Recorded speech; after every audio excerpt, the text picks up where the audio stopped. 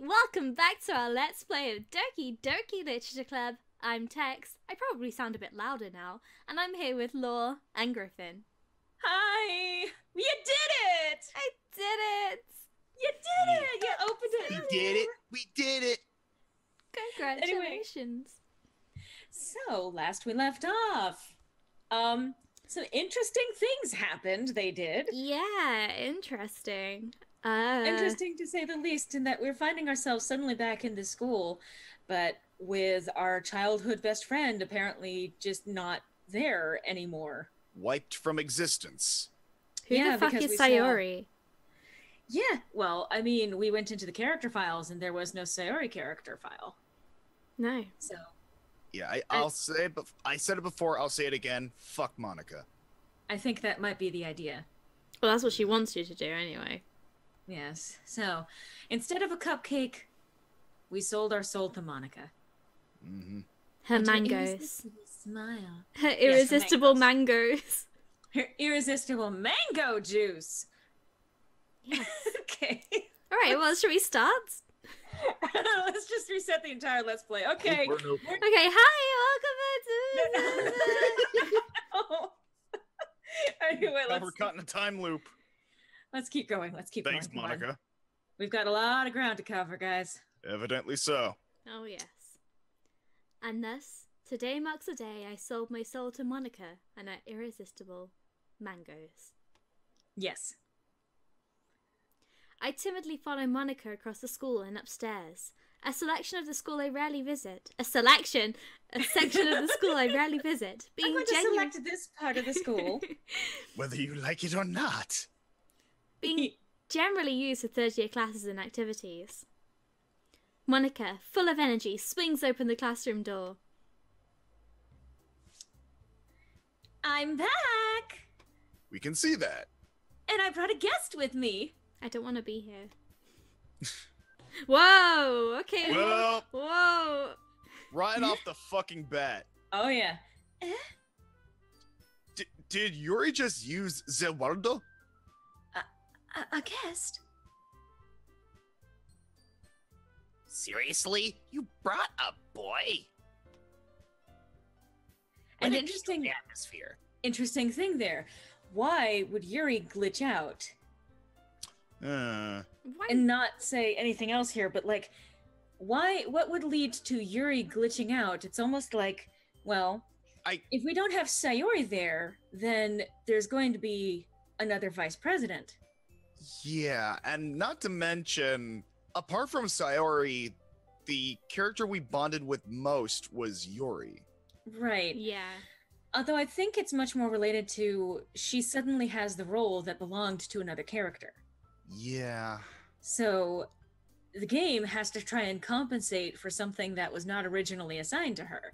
So we can expect more general cases of jankiness. I think we can expect that, yes.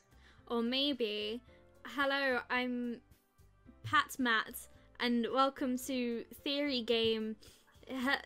Monica overhears you through your mic, and she overheard you saying, Yuri is our next dating.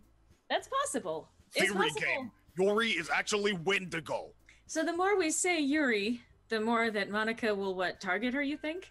I'm guessing, like, with Yeah. every path we take that isn't Monica, Monica's gonna take matters into her own hands, so to speak. Well, let's keep going. Yes. Yeah. Don't be mean, Natsuki. Oh, you're one to fucking talk. But anyway, welcome to the club, Mother Barton. All words escape me in this situation. This club is full of incredibly cute girls.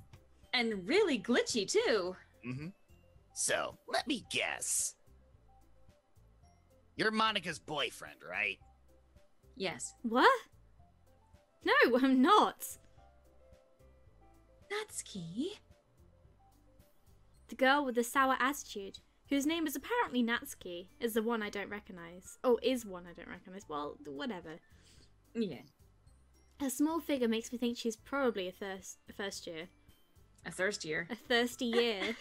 I mean, you're not wrong. Anyway, this is Natsuki, energetic as usual. And this is Yuri, the vice president. Here we go. It's nice to meet you. Yuri, who appears comparably more mature and timid, seems to have a hard time keeping up with someone like Natsuki. Yeah, it's nice to meet both of you. Charmed, I'm sure. So, I ran into Mo the Barton in a classroom and he decided to come check out the club. Isn't that great? Wait, Monica? Didn't I tell you to let me know in advance before you brought anyone new? I was going to... Well, you know. Wear lingerie. Sorry. Pat my bra. Hi, Cupcake callback. I didn't forget that, but I just happened to run into him. In that case, I should at least make some tea, right? This is my opportunity to give a much more positive impression first. Yeah, that would be great. Why don't you come sit down, Mo the Barton? The girls have a few desks arranged to form a table. Yuri walks to the corner of the room and opens a closet. Meanwhile, Monica and Natsuki sit across from each other. Still feeling awkward, I take a seat next to Monica. Why are you feeling? I mean, I imagine Steel would feel incredibly awkward in a situation like this. True. So, I know you didn't really plan on coming here, but we'll make sure you feel right at home, okay? As president of the Literature Club, it's my duty to make the club fun and exciting for everyone. Well, one of those things. I'm surprised there aren't more people in the club yet. Or, you know, at least one more. It must be hard to start a new club. You could put it that way. Not many people are very interested in putting out all of the effort to start something brand new. Especially when it's something that doesn't grab your attention, like literature. Or coding. You have to work hard to convince people that you're both fun and worthwhile. Or death. You know, it's kind of an interesting thing, but you remember how they constantly talk about how smart, athletic, and popular she is? Mm-hmm. How could she not manage to sway more people to join this club? That actually doesn't make sense. Maybe there were more people, and they were all girls, but Mo the Barton just went from one to the other. Huh. Yeah, I have a prediction here that for every route we do take, rather, that is not Monica, she is like, okay, you know what, fuck this shit, and has proceeded to, and again, I'm assuming this all happened after her quote-unquote epiphany. But it makes school events like the festival that much more important.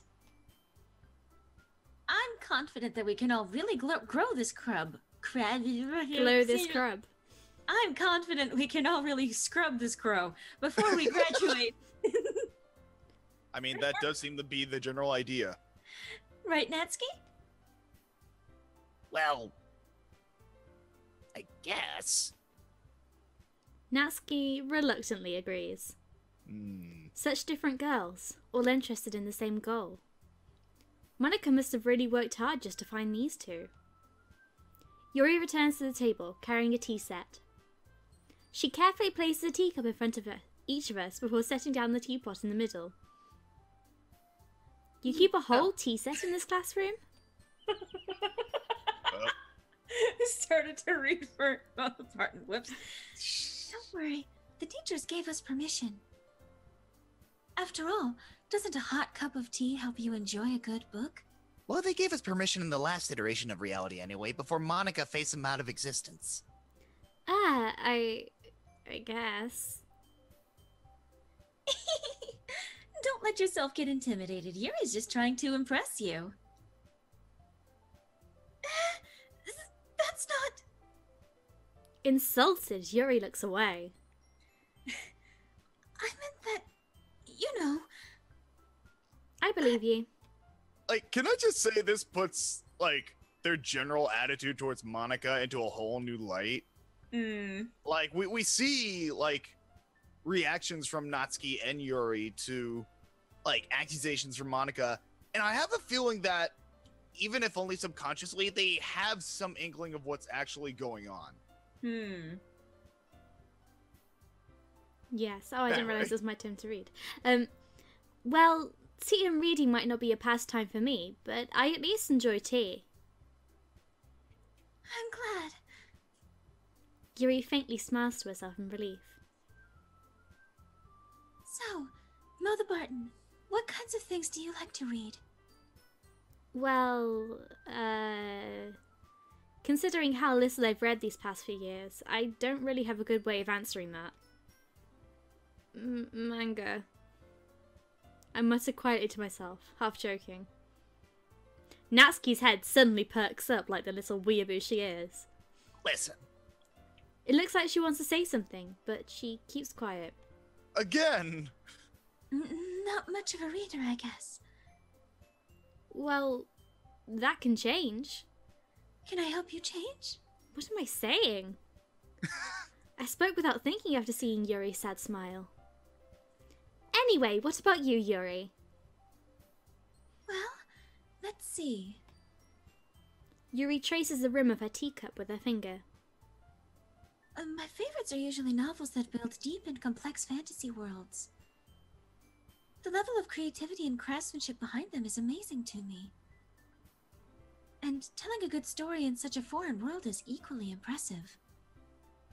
Yuri goes on, clearly passionate about her reading.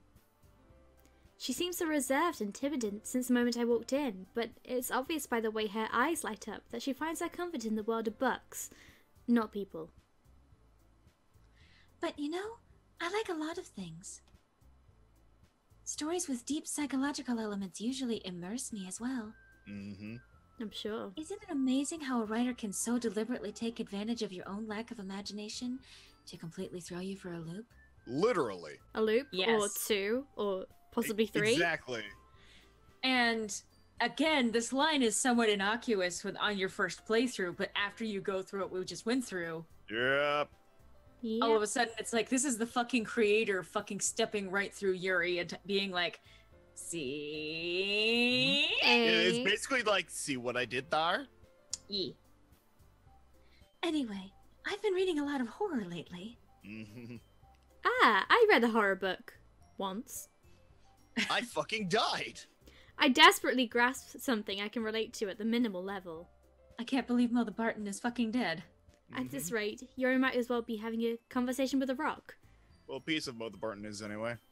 I'd expect that from you, Yuri. Interesting, because the last playthrough, like, Monica said, I wouldn't expect that from you. It suits your personality. Oh, is that so? Interesting little subtle change there. Yes. Really, if a story makes me think, or takes me to another world, then I really can't put it down. Surreal horror is often very successful at changing the way you look at the world, if only for a brief moment. Ugh, I hate horror. Oh? Why is that? Well, mainly because I'm living in one, but, well, I just... Natsuki's eyes dart over to me for a split second. Never mind. Again! Like, I can't help but feel like they know at least at some level or another. Well, Yeah. That's right. You usually like to write about cute things, don't you, Natsuki? What? What gives you that idea? You left a piece of scrap paper behind last club meeting. It looked like you were working on a poem called...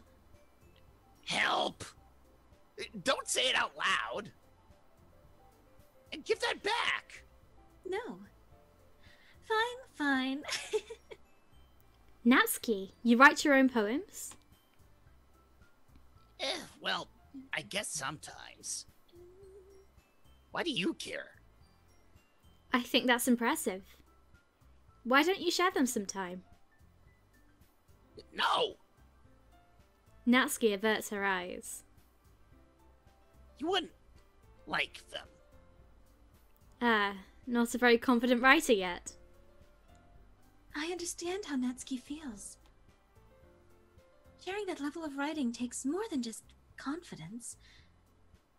The truest form of writing is writing to oneself. You must be willing to open up to your readers, exposing your vulnerabilities and showing even the deepest reaches of your heart. Including the raccoons and the knives. Well. Do you have writing experience too, Yuri? Maybe if you share some of your work, you can set an example and help Natsuki feel comfortable enough to share hers. I guess it's the same for Yuri.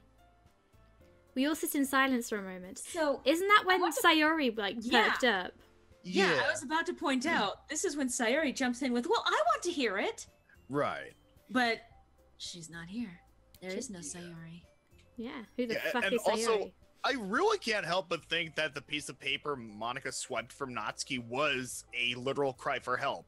Like, maybe it's me being overly paranoid about the situation, but like the behavior from everyone, wow, high voice crack on my part. The behavior. But the behavior from everyone really screams that like there's some sort of abuse at work here that they are aware of. Well, that might also be our perception because we saw something that was really fucking disturbing. Yeah. And I think that means that we are going to be kind of hyper vigilant for all of the small little details that might clue us in to see what we might have missed. That's true. As well as other things. That said, like, I think that it really was just a poem that Natsuki had been writing. Yeah. And feels insecure about other people hearing. Because this is still consistent with her behavior anyway. True. Yeah, I think it was probably just like, I love kittens and anime. I love kittens and love ribbons. Okay. I wanna be an anime cat girl. And then Monica was like, oh ho ho, this is some juicy reading. Yes. All right. Hey, I just got an idea. Oh, did you, Monica? Yes. How about this? Yeah. Eh? Natsuki and Yuri look quizzically at Monica. Let's all go home and write a poem of our own. Then, next time we meet, we'll all share them with each other. That way, everyone is even. I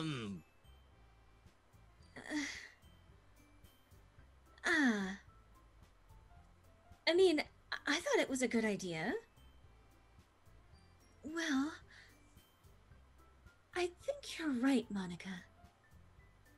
We should probably start finding activities for all of us to participate in together. This is a club, after all. I did decide to take on the responsibility of vice president, after all. Mm-hmm. I need to do my best to nurture the club as well as its members. Besides, now that we have a new member, it seems like a good step for us to take. Yes. And so, suddenly we're going to... Do you agree as well, Mo the Barton? Remember that before it was Sayori referring to Mo the Barton as a new member. Yeah. And you may remember what his response was. Yeah, you can see them trying to like accommodate for the dynamic that would have otherwise been here with Sayuri in place. Right. Yeah. Hold on, there's still one problem. Eh? What's that? The quicksand is back. Now that we've reached the most important topic, I bluntly come forth with what's been on my mind the entire time. You're all too hot! I never said I would join this club. Monica may have convinced me to stop by, but I never made any decision. I still have other clubs to look at, and, I lose my train of thought. All three girls stare back at me with dejected eyes. Oh, the quicksand's back. Yep. But...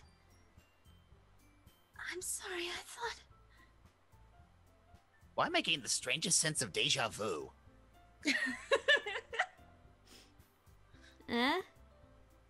The girls exchange glances before Monica turns back to me. I guess I need to tell you the truth, Mo the Barton.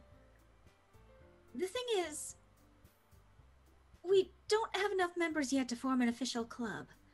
We need 4. Wait, hold on. If the same thing that happened to Sayori is going to happen to everyone else when we go take their route, what are they going to do? What's she Part going to do? of me thinks, like, again, I have my expectations here, and I could be overthinking it, but I feel like the moment, like, Monica does to Yori what she did to Sayori, if we do any remote action, no matter how minor, that implies we may prefer Natsuki over Monica. She may just offer right then and there and say, like, no, we're not doing this again. Well, on that delightful note, I think we are about at the time limit for this installment. Yeah, as pleasant as this has been. Oh, yes. Yeah, definitely. So, I think it's kind of interesting to see the comparisons between the initial playthrough and then, like, seeing what happens with Sayori missing, seeing the different characters trying to compensate for her lack of presence, and Monica's obvious change in demeanor. Oh, yeah. Definitely.